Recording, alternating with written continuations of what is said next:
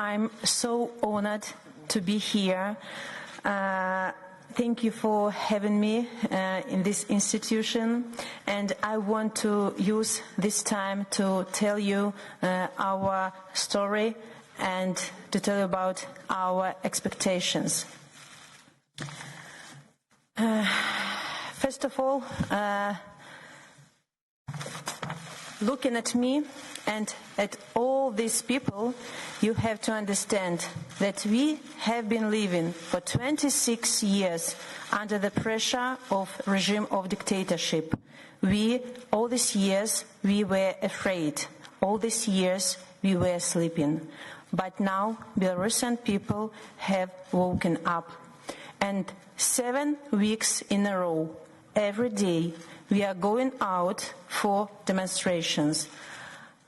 These people protest against falsified elections, against one person usurped the power.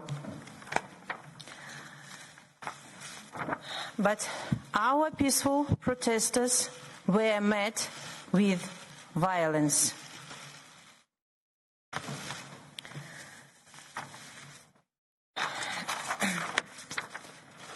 In the prisons, they were tortured, harassed, and raped.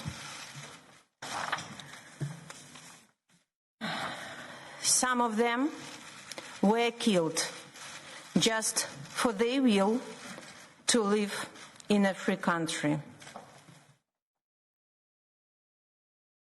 But our fight is only a fight for freedom, for democracy, and for human dignity. Let me emphasize once again, Belarusian uprising is not a geopolitical revolution. It's not anti-Russian or pro-Russian. It's not pro-European or anti-European Union.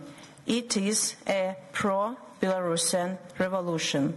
It's democratic revolution. Our protest is exclusively peaceful and non-violent. We have an example to the world on how to fight for freedom and democracy. Our movement, led by women, is horizontal and grassroots. This summer, a new Belarus emerged. Belarus, the world has never seen before. We have opened a new chapter in our history. The new Belarus will be based on the rule of law. In the new Belarus, we will not tolerate state violence and falsified elections. New Belarus is a reliable partner and country respected in the world. My strategy of victory doesn't change since the election campaign. We demand only 3 basic things: release political prisoners, stop police violence, and conduct free elections. To initiate a new elections, I have created National Coordination Council. This council aims to be the platform for dialogue. The dialogue does not start only because of Mr. Lukashenko. Lukashenko doesn't want to talk to Belarusians. He doesn't want dialogue. Instead, he continues to crack down, arrests peaceful protesters, intimidates journalists. Members of the council were prosecuted, jailed, and forced to leave Belarus.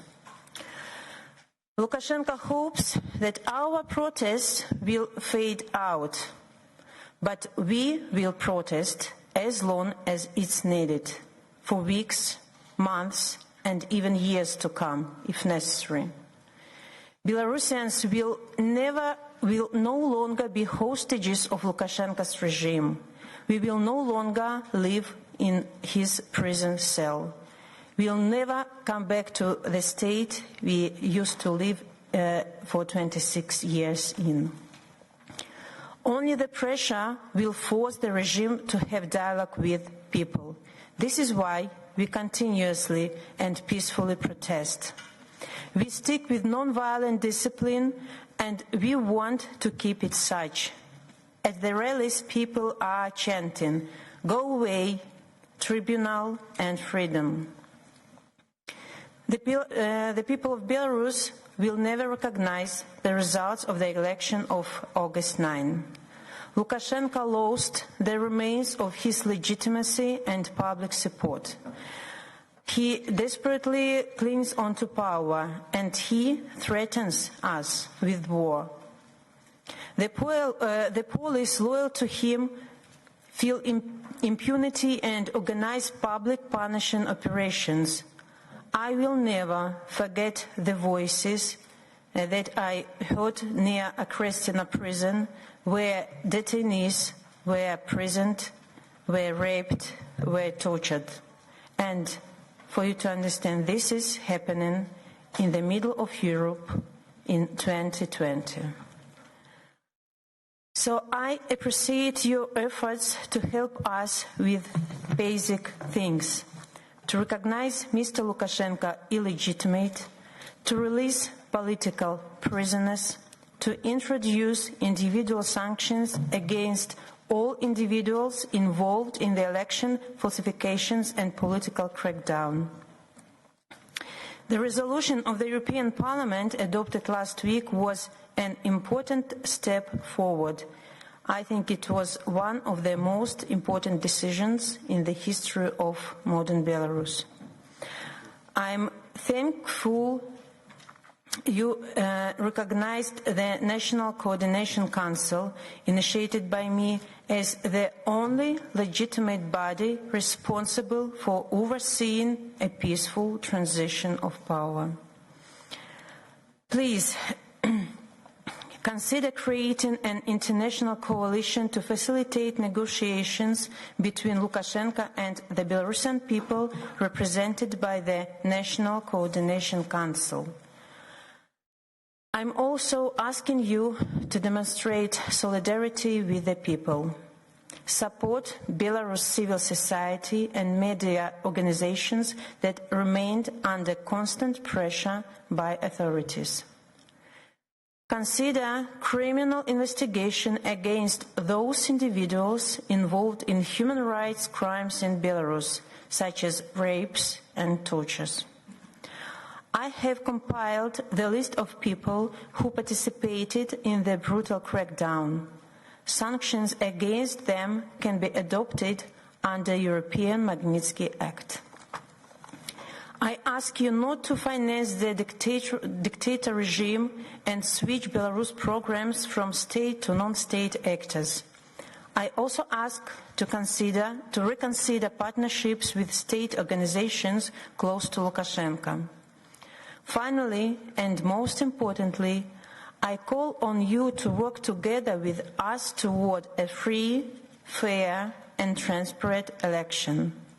Elections should pass in accordance with international standards and under the supervision of local and international observers. Every country should respect the sovereignty of Belarus. Any external interference aiming to undermine new democratic elections or support the current illegitimate regime is unacceptable. But let's remember, standing up for human rights and democracy is not an interference into internal affairs. I hope one day democratic Belarus will become an inspiring example for others. Together, we can create this new Belarus that is admired in the world. We stand and will stand united because our future is at stake. We ask you to stand united alongside the Belarusian people. We need your support. Живи Беларусь. Thank you.